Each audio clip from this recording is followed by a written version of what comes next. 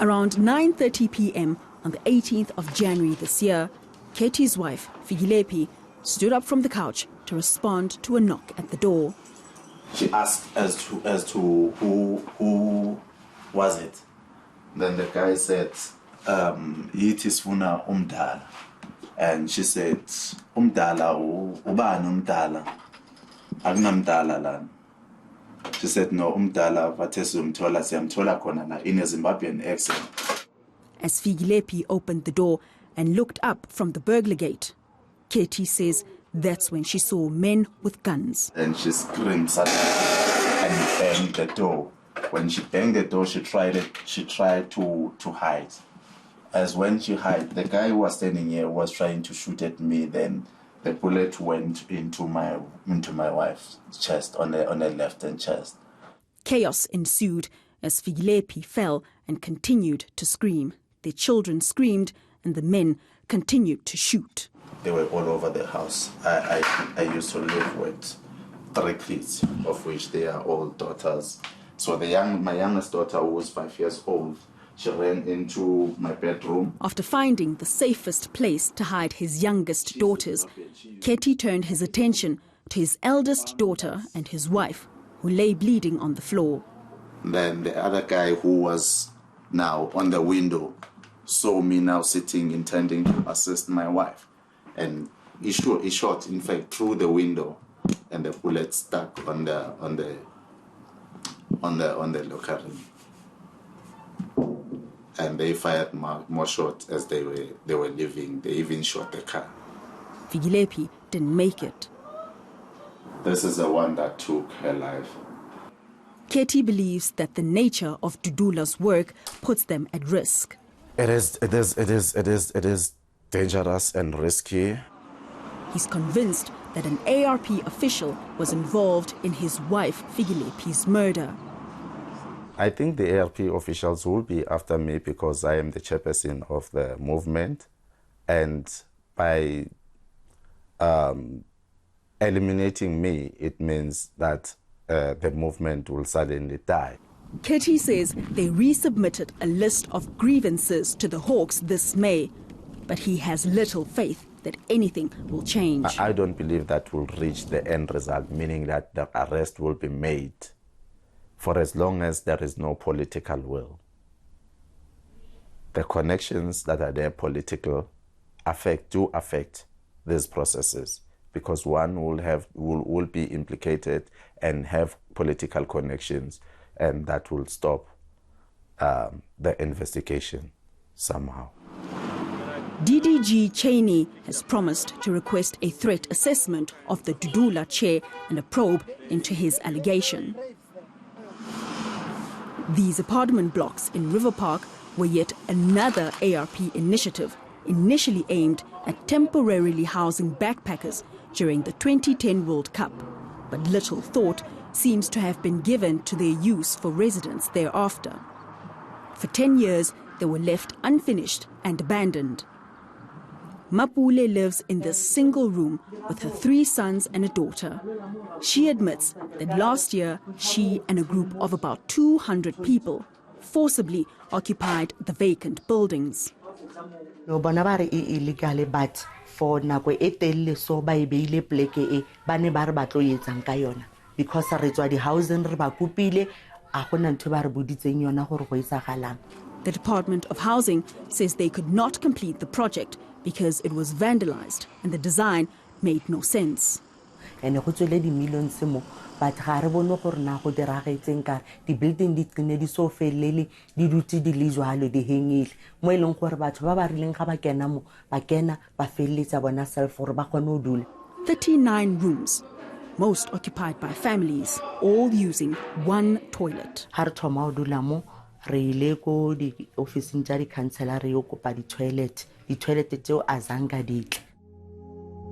On the 21st of May, River Park residents obtained documents that indicate that the province plans to evict them.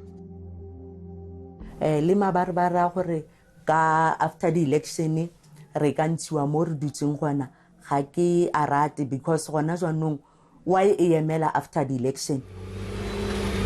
On the 31st of May, the Red Ants began demolishing illegal structures in Alex, allegedly without notice.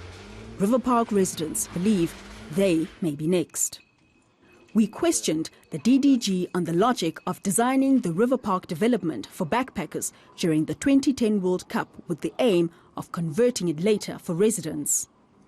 We agree that in the original design and its ability to convert, there was what we would think failures. How much was the initial budget for River Park? The project was 70 million, and of that 70 million, approximately about 50 million was spent to where it is now. Okay, so 50 million was spent on a grossly inadequate and unusable development. And in essence, as I've indicated, what we are in the process of doing is reevaluating it, but 50 million has been spent. And so even though 50 million rand is not handed over at once, it then creates even more concern, because there are a number of steps where it can be picked up that, hey guys, we have an issue here. I agree with you. That's the point that we need to get to, is why did it go to the point that it did before there was any proper scrutiny and ensuring that what was designed, what was expected and what was agreed and what is rational and practically possible. So I'd ask you to give us a bit of time to get to the bottom of that one. We asked Cheney why the department is only asking questions now. There was a performance audit that was undertaken in 2015, I think it was, which basically says there are serious questions to be asked about project management. There are serious questions to be asked about value for money. There are questions to be asked on issues of why certain things occurred in the way they did, and there was no value created. You would think that by now you would have disciplined someone. That would be within the ambit of the provincial department, and I'm aware that they've activated certain of those steps. DDG Cheney says occupiers will be evicted. Do you take responsibility for the wastage and the pillage? Because if the development had been completed as planned, then none of this would have happened. If there's any fault, if there's any liability either from the professional, the contractor, or if there was lapses within the officialdom, then obviously that'll come out in the technical due diligence audit that gets done, and there will be consequence management applied. So do you concur that this illegal occupation wouldn't have happened in the first place if you had gotten the development right?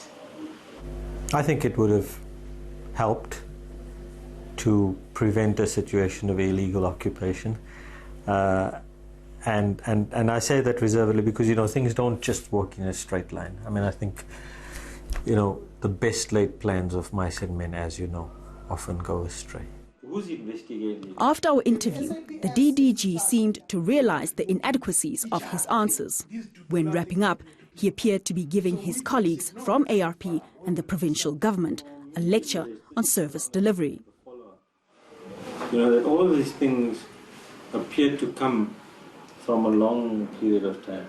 And what it does is it just creates an unnecessary perception, but it reinforces the perception that we're indifferent, we don't care, things can happen tomorrow, the sun will rise.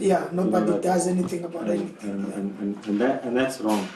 Too little, too late for fed-up Alexandra residents. That's all from us this week. Please do give us your feedback. Our Twitter handle is @checkpoint_ENCA and our email address checkpoint@enca.com. Thanks for watching. I'm Ngebile Mabuse.